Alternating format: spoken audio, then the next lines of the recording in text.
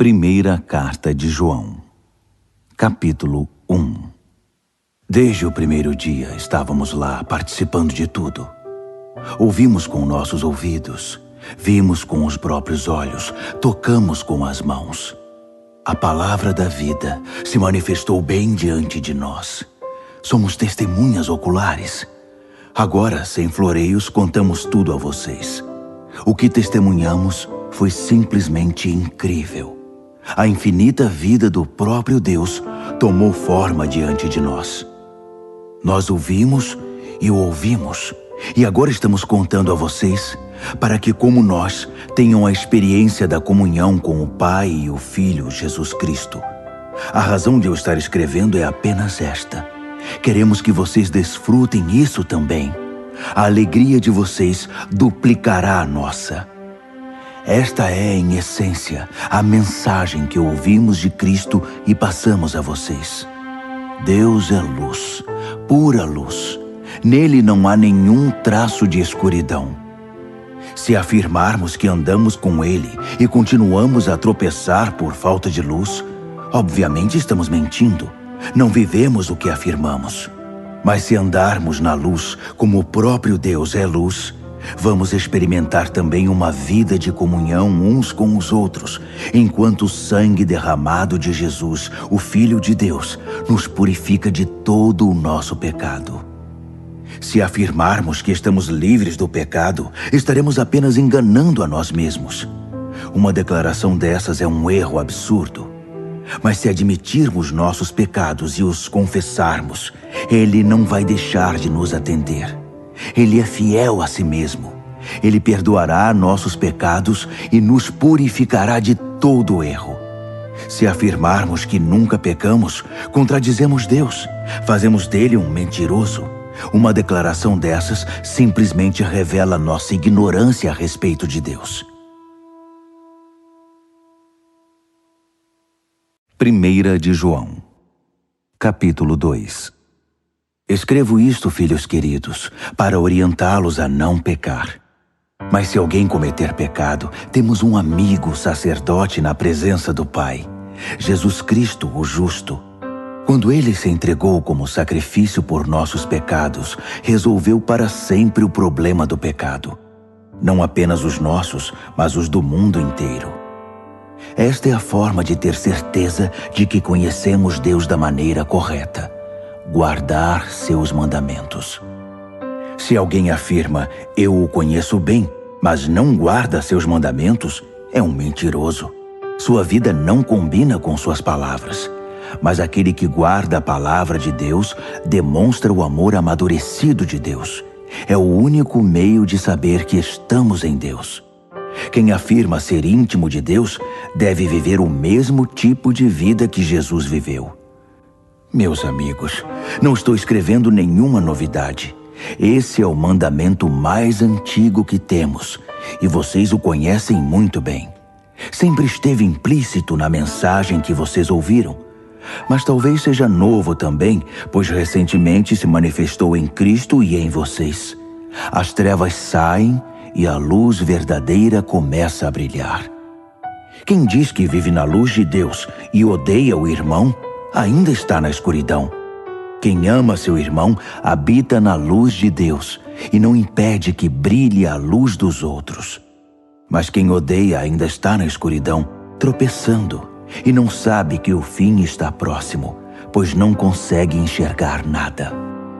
Quero lembrá-los, meus filhos queridos, de que os pecados de vocês foram perdoados em nome de Jesus. Vocês, veteranos, estavam no princípio e conhecem aquele que começou todas as coisas. Vocês, iniciantes, conquistaram uma grande vitória sobre o maligno. Uma segunda lembrança. Vocês conhecem o Pai por experiência pessoal. Vocês, veteranos, conhecem aquele que começou tudo. E vocês, iniciantes, quanta vitalidade e força! A palavra de Deus floresce em vocês. Sua comunhão com Deus os capacita a vencer o maligno. Não amem os costumes do mundo. Não amem os valores do mundo. O amor do mundo sufoca o amor do Pai. Praticamente tudo o que acontece no mundo Desejo de seguir o próprio caminho, de querer tudo para si, de parecer importante, não tem nada a ver com o Pai. Tudo isso o afasta do ser humano. O mundo e seus desejos vão passar, mas quem faz o que Deus quer está garantido na eternidade. Filhos, o tempo está quase se esgotando. Vocês ouviram a notícia de que o anticristo está chegando? Bem, eles estão em toda parte. Há um anticristo em todo lugar. É por isso que sabemos que estamos perto do fim. Eles nos deixaram, mas nunca estiveram conosco de verdade. Do contrário, teriam se firmado conosco fiéis até o fim. Quando nos deixaram, mostraram quem são de fato e que nunca foram dos nossos. Mas vocês são. O Santo ungiu vocês, e vocês sabem disso. Eu não escreveria para dizer algo que não sabem, mas para confirmar a verdade que já é conhecida e para lembrar que a verdade não produz mentiras. Então, quem está mentindo aqui? Ora, aquele que nega que Jesus é o Cristo divino. É isto que faz um anticristo: negar o Pai e negar o Filho. Quem nega o Filho não tem parte com o Pai, mas afirmar o Filho é abraçar o Pai. Não se afastem do que ouviram desde o princípio, a mensagem original, que ela permeie a vida de vocês. Se o que ouviram desde o princípio criou raízes, vocês viverão plenamente no Filho e no Pai. É exatamente o que Cristo prometeu: vida eterna, vida de verdade. Escrevi para diverti-los quanto aos que tentam enganá-los. Mas eles não são páreo para o que está profundamente enraizado no coração de vocês: a unção de Cristo, nada menos que isso. Vocês não precisam que ninguém apresente nenhum ensino novo. A unção de Cristo ensina a verdade sobre tudo acerca de vocês mesmos e dele, sem a contaminação da mentira. Vivam verdadeiramente aquilo que aprenderam. Agora, filhos, permaneçam com Cristo.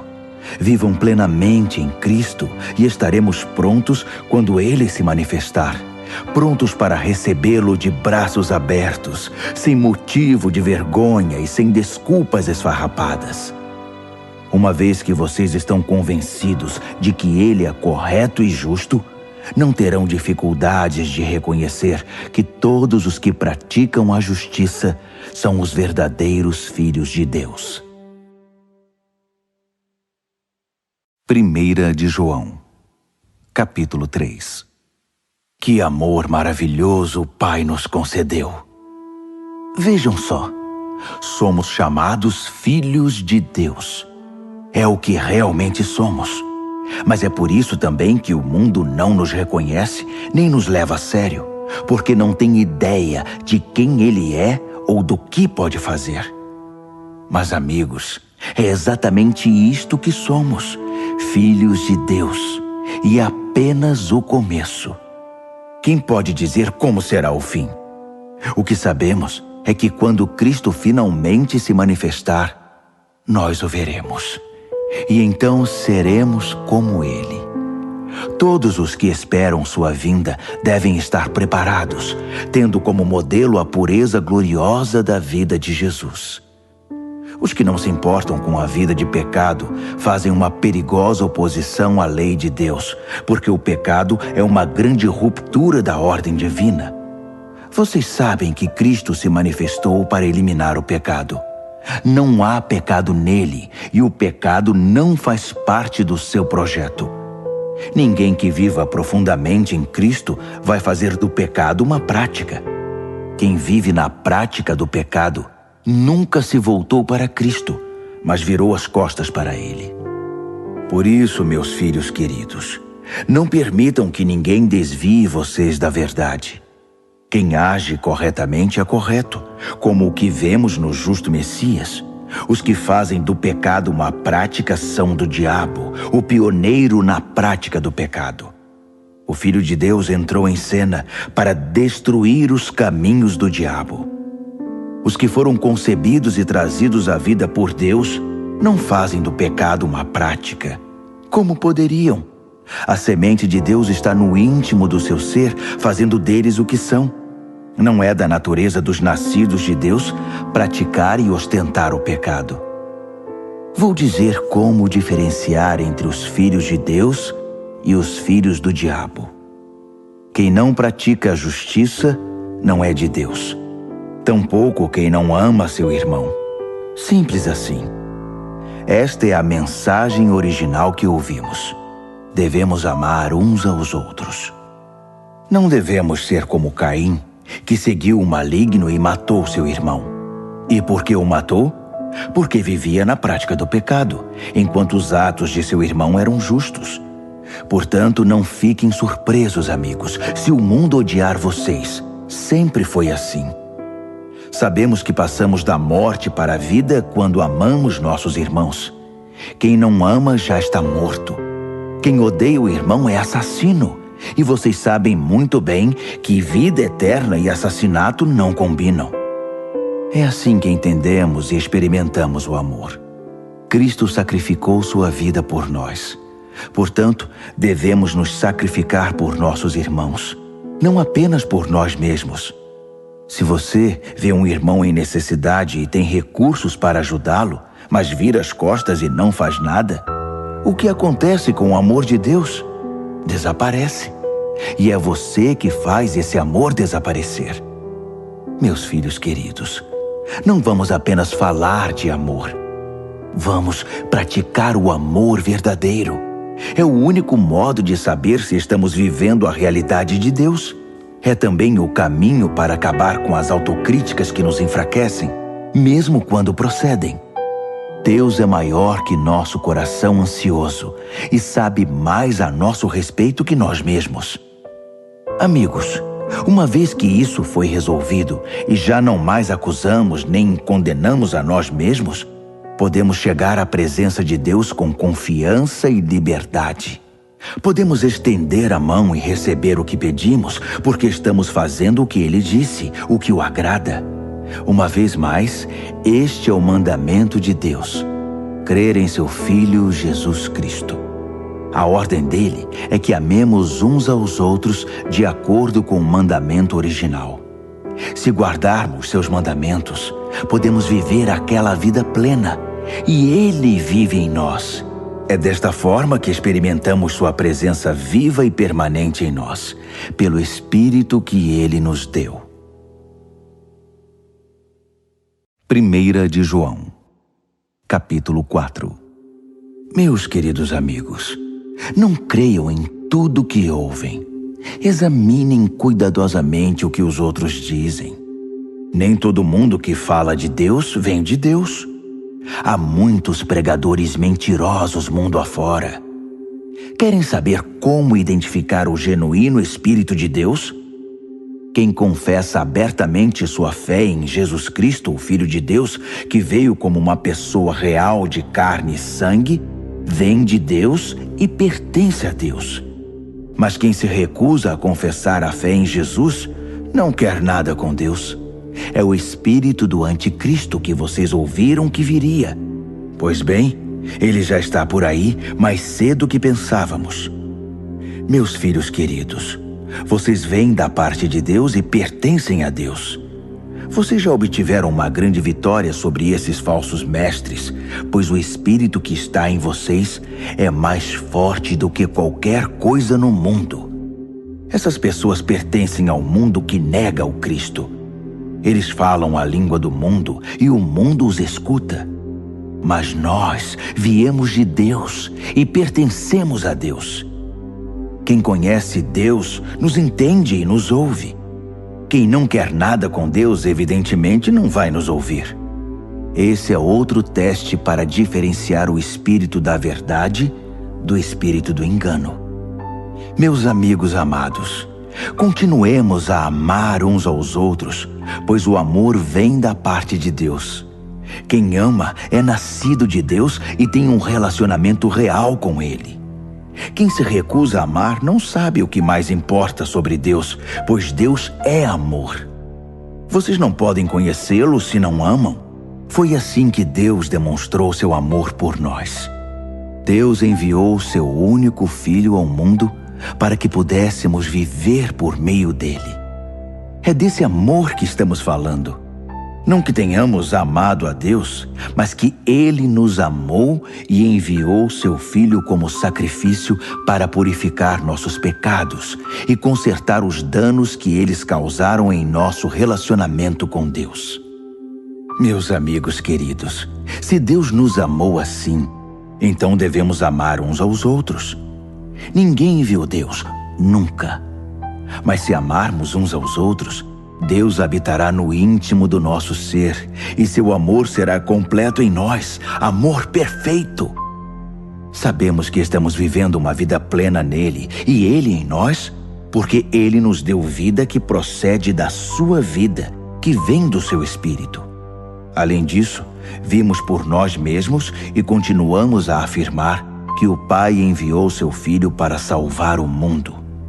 Quem confessa que Jesus é o Filho de Deus, participa de um relacionamento íntimo e estável com Deus.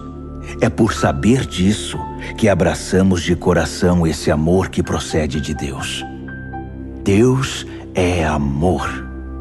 Quando passamos a habitar permanentemente no amor, vivendo uma vida de amor, vivemos em Deus e Deus vive em nós. Assim, o amor tem o controle da casa, fica à vontade e amadurece em nós. E não temos mais preocupação com o dia do juízo. Nossa situação no mundo é idêntica à de Cristo. No amor, não há espaço para o medo. O amor amadurecido expulsa o medo. Considerando que o medo causa uma vida vacilante e cheia de temores, medo da morte, medo do julgamento, podemos dizer que quem tem medo não está completamente aperfeiçoado no amor. Mas nós podemos desfrutar o amor, amar e ser amados, pois primeiro fomos amados. Por isso agora podemos amar. A verdade é que Ele nos amou primeiro. Se alguém se vangloria dizendo, eu amo a Deus, mas odeia e despreza seu irmão, é mentiroso. Se não ama a pessoa que vê, como pode amar a Deus a quem não vê? O mandamento que temos da parte de Cristo é sem rodeios. Amar a Deus se vê na prática de amar o próximo. Vocês precisam amar os dois.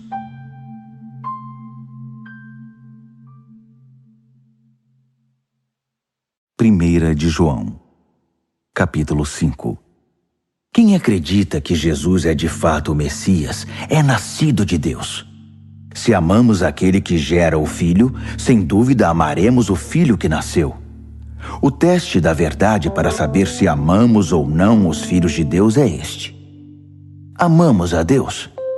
Guardamos seus mandamentos?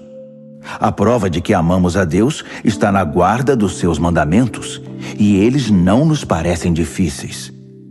Quem nasce de Deus está acima da influência do mundo. O poder que põe o mundo de joelhos é a nossa fé. A pessoa que se põe acima da influência do mundo acredita que Jesus é o Filho de Deus. Jesus, o Cristo divino. Ele experimentou um nascimento que doa a vida e uma morte que mata a morte. Não apenas um nascimento físico, mas um nascimento batismal de seu ministério e de sua morte sacrificial. E em tudo isso, o Espírito confirma a verdade, a realidade da presença de Deus no batismo e na crucificação de Jesus, tornando essas ocasiões vivas para nós. O testemunho é tríplice: o Espírito, o batismo e a crucificação, os três em perfeito acordo. Se damos algum valor ao testemunho humano, nos sentiremos muito mais seguros com o testemunho de Deus a respeito do seu Filho. Quem crê no Filho de Deus, confirma no íntimo do seu ser o testemunho de Deus. Quem se recusa a crer, está chamando Deus de mentiroso, recusando-se a crer no testemunho do próprio Deus a respeito de seu Filho. Esta é a essência do testemunho. Deus nos deu vida eterna, e a vida está em seu Filho. Por isso, quem tem o Filho tem a vida. Quem rejeita o Filho, rejeita a vida. Meu propósito em escrever é simplesmente este: que vocês que creem no Filho de Deus saibam que, sem sombra de dúvida, têm a vida eterna. A realidade, não a ilusão.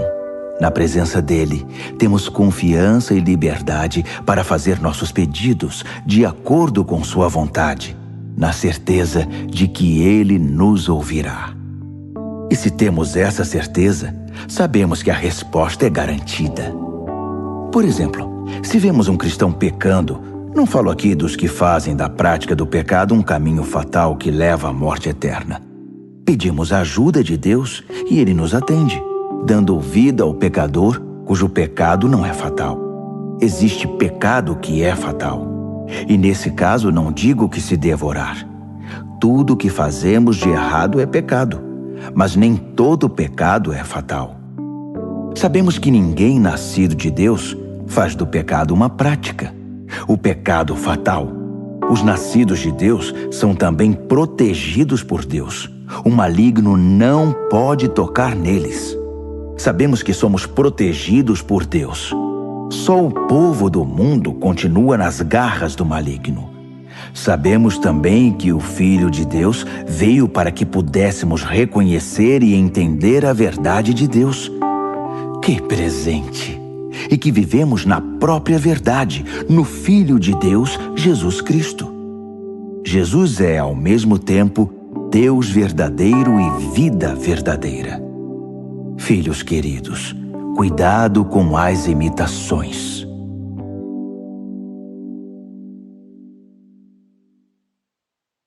Segunda Carta de João.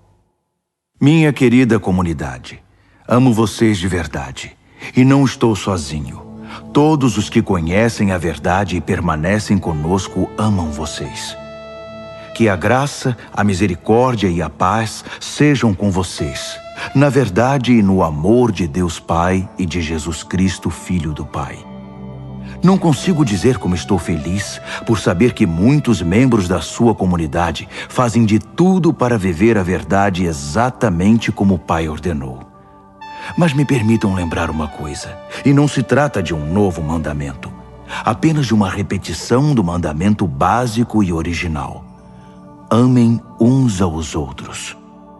Amar significa seguir os mandamentos, e o mandamento que resume tudo é: orientem a vida pelo amor. Essa foi a primeira coisa que vocês ouviram e nada mudou.